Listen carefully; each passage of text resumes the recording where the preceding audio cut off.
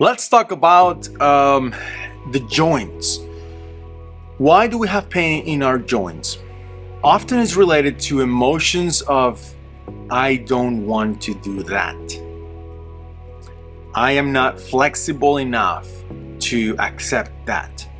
Like in marriage, where one of them is here, one of them is here, there is not really a match on a specific topic, on a specific issue, and one of them has to bend over, has to, say yes to the problem. That action of moving out of the way instead of standing for my belief, or that will create a lot of conflict in the joints. Another example would be the phrase, I'll do it, but I'm not happy with it.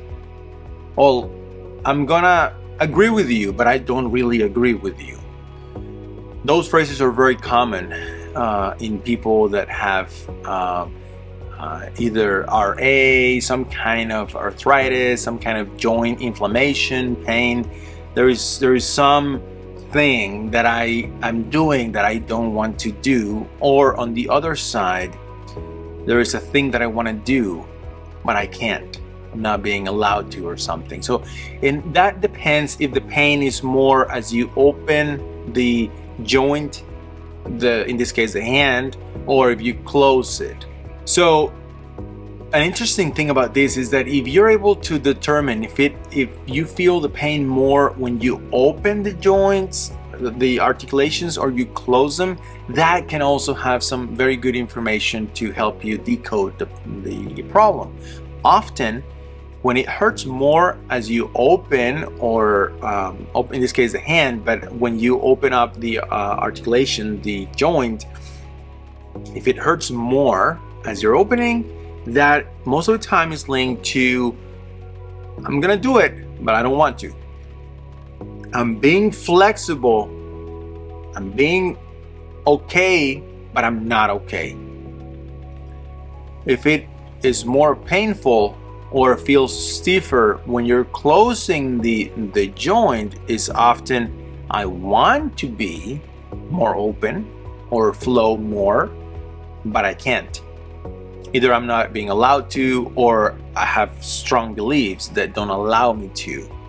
So those are just interesting, things to look for when you have joint pain. And as you probably know, the joint pain will come, stay there for a few days, even weeks, months in some cases, and then it will disappear as the body moves on from that emotional trauma, or as you work through the emotional process. But what happens if you're reliving it over and over? Well, at some point, then you will develop what it's commonly known as an autoimmune disease of some kind, RA or something like that. But that's kind of in the more extreme cases. Biomagnetically speaking, what can you do? Well, for one, recognize that there is trapped emotions in the joints, aka electromagnetic dysfunctions. So you want to put 2 poles in the joint that it hurts.